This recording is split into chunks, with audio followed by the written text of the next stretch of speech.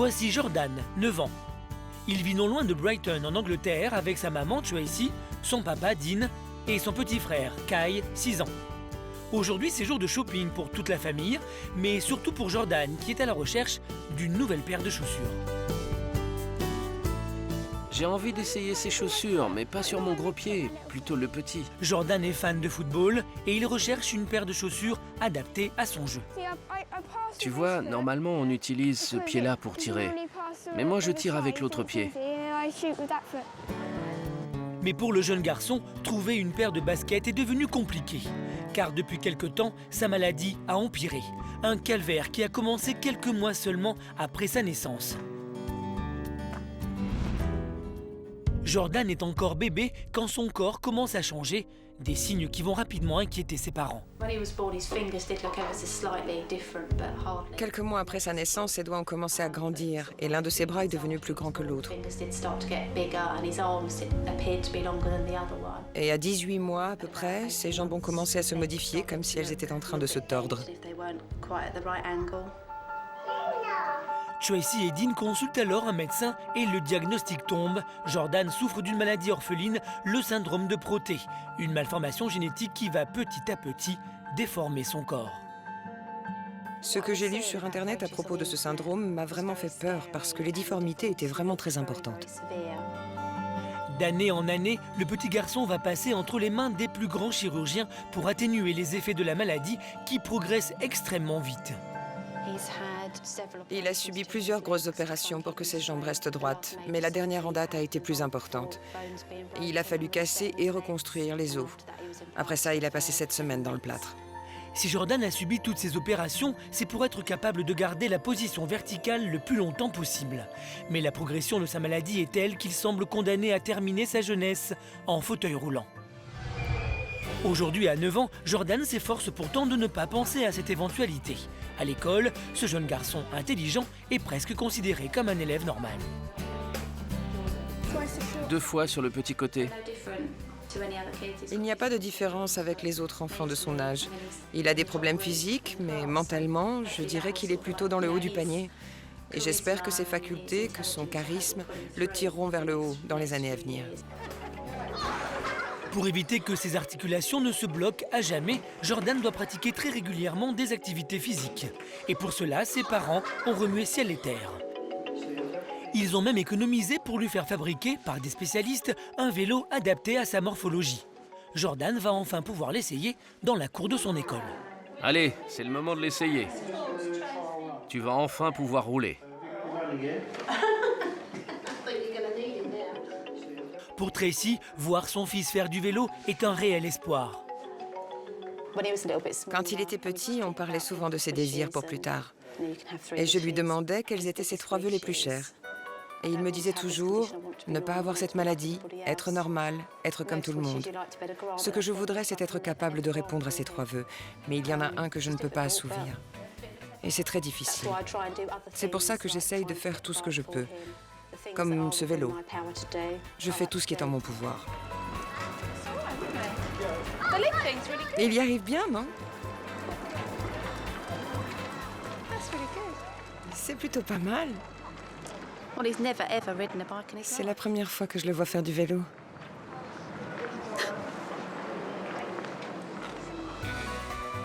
À force de ténacité, Jordan réussit à pratiquer plusieurs activités sportives différentes, mais il y en a une pour laquelle le petit garçon donnerait tout, le football.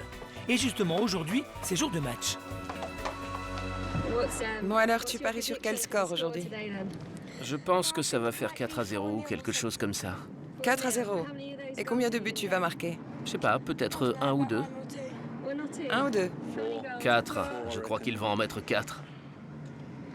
10. Jordan a intégré une nouvelle équipe il y a peu de temps. Et le jeune garçon semble déterminé à y trouver sa place. Malgré son handicap, Jordan ne ménage pas ses efforts. Vas-y Jordan, fonce, fonce, fonce! Il a failli marquer un but. Il y était presque. Mais à la mi-temps, il est obligé de s'arrêter. Je suis fatigué. Tu es fatigué, c'est pas grave, tout va bien, il n'y a pas de problème, aucun problème. Jordan est épuisé, il a tout donné, mais sa terrible maladie a pris le dessus, un échec particulièrement difficile à vivre pour le jeune homme. Il veut toujours tout faire avec tout le monde, mais parfois il va trop loin. Il ne sait pas s'arrêter et il a eu du mal à l'accepter. Il est têtu, un peu comme moi. Très très têtu. Tracy sait que Jordan doit se ménager car son combat est loin d'être terminé. Dans quelques jours, elle et son fils s'envoleront vers les États-Unis. Là-bas, le jeune garçon rencontrera d'autres malades, mais surtout les plus grands spécialistes de la maladie de Proté. Nous savons que même si on le fait opérer à nouveau, il y a de grandes chances pour que ses jambes redeviennent comme avant au bout de quelques temps. Mais d'un autre côté, je me dis qu'on doit le faire opérer, parce que si on ne le fait pas, il risque de finir en fauteuil roulant. Tracy parviendra-t-elle à prendre la bonne décision pour son fils grâce à l'aide de spécialistes? Les médecins trouveront-ils une solution qui puisse aider Jordan? Le jeune homme trouvera-t-il là-bas les réponses qu'il espère? Aujourd'hui chez Jordan, c'est l'heure du grand départ pour les États-Unis. Pour le petit garçon, le voyage est très important car les spécialistes qu'il va rencontrer vont peut-être trouver la solution pour lui éviter de passer le reste de sa vie en fauteuil roulant. Là-bas, Jordan va d'abord assister à une conférence dédiée à la maladie de Proté, le syndrome dont il souffre depuis sa naissance. C'est la seconde fois que Jordan se rend aux États-Unis pour assister à ce genre de rassemblement. Je suis plutôt content parce que je pense souvent que je suis le seul à avoir cette maladie. Mais quand je vais là-bas, je réalise que je ne suis pas seul. Je pense que je vais bien m'amuser parce qu'ils ont tous le même truc que moi. Pour Tracy aussi, ce voyage est essentiel car c'est là-bas, grâce à l'avis des spécialistes, qu'elle va pouvoir prendre la bonne décision concernant l'avenir de Jordan. Ce que j'espère, c'est qu'ils vont trouver une solution pour ses jambes. Je veux juste que quelqu'un me dise quelle décision prendre. Ce qu'ils ne feront sans doute pas d'ailleurs, parce qu'ils vont me dire c'est à vous de décider. Mais je veux au moins qu'ils examinent ses jambes pour savoir si on doit l'opérer ou pas. Si Tracy redoute l'opération, c'est que les risques sont très importants. Jordan a subi une lourde opération il y a 4 ans et la chirurgie pour ce type de maladie est tellement complexe qu'elle peut entraîner de graves complications. Je me suis intéressée aux enfants qui avaient développé des phlébites après ou pendant une opération. Et sans les connaître personnellement, parce qu'ils vivaient dans un autre pays, je suis entrée en contact avec les parents d'un jeune garçon qui a subi une opération de la colonne vertébrale, malgré les risques de phlébite. Et malheureusement, il n'a pas survécu à l'opération. Tracy et Jordan embarquent pour un très long périple. Ils ont dû laisser sur place Dean, le papa, et Kyle, le petit frère, qui ne peuvent pas faire le voyage avec eux.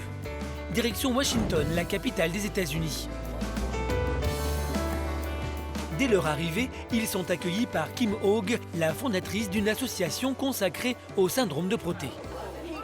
Salut Jordan, ça fait longtemps qu'on s'est pas vus. Tu vas bien? Kim et Tracy communiquent régulièrement par mail, mais elles ont rarement l'occasion de se rencontrer. Il a 9 ans maintenant. Il était un peu plus costaud quand je l'ai vu il y a 4 ans, non? Non, il sera bientôt plus lourd que moi et il n'a que 9 ans. Le fils de Kim, Alex, est décédé lors d'une opération chirurgicale similaire à celle que subira peut-être Jordan. Alors pour Tracy, l'expérience de Kim est précieuse à partager. Tu sais, je ne sais pas si je dois continuer à en parler, parce que ça fait peur. Ça effraie les gens. De toute façon, je suis déjà terrifiée. Tu sais, je n'ai pas connu Alex, mais c'est triste, vraiment triste. Juste avant qu'il ne décède, je me suis dit « Oh mon Dieu, mon fils est en train de mourir ». C'était la première fois qu'on en prenait conscience à la maison. On n'avait pas bien réalisé les risques de l'opération. Tu te dis « il faut faire ci, il faut faire ça », et parfois ça marche. Je veux dire, il y a des adultes qui vivent avec la maladie. Tracy est bouleversée à l'idée de ce qui pourrait arriver à son fils. Mais la conférence va permettre aux parents, comme aux jeunes malades, d'échanger sur les difficultés qu'entraîne cette maladie. Qu'est-ce que cette conférence vous apporte, les enfants? Ça vous plaît? Ça vous ennuie? Est-ce que ça vous fait du bien de voir d'autres enfants comme vous? L'année dernière, on était 6. Aujourd'hui, on est beaucoup plus. C'est comme si je connaissais tout le monde. Vous avez été confronté à des remarques désagréables? J'étais au parc un jour et des gens sont venus vers moi en disant « Hé, regarde, il a des mains énormes !» J'ai essayé de les éloigner sans m'énerver, sans leur dire de grandir un peu ou un truc comme ça. J'ai essayé de gérer la situation tout seul. Entouré d'autres enfants comme lui, Jordan n'est plus en confiance et peut totalement se libérer. Ça me fait du bien de jouer dehors, de faire du foot. Je pense que je préfère jouer avec des gens qui ont ma maladie, parce qu'on peut les aborder plus facilement, parce qu'on peut les rattraper aussi. Mais ce séjour, c'est aussi l'occasion pour le petit garçon de passer du temps avec sa maman. Ils sont logés juste à côté de l'hôpital où Jordan doit passer ses examens.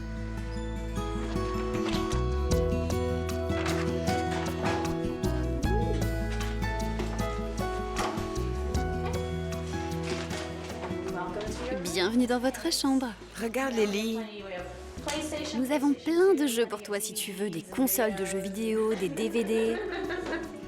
Est-ce que tu te souviens où se trouve la salle de jeu? Ce soir, Tracy laisse Jordan s'amuser au maximum, car demain, il devra être concentré et courageux. Jordan passera toute une série de tests pour savoir si oui ou non, il pourra être opéré pour la seconde fois. Malheureusement, je crois que les chirurgiens ont raison. Si on ne tente rien rapidement, il sera bientôt incapable de marcher. Mais une opération est-elle encore possible? Quelles décisions prendront les médecins? Et quelles en seront les conséquences pour Jordan?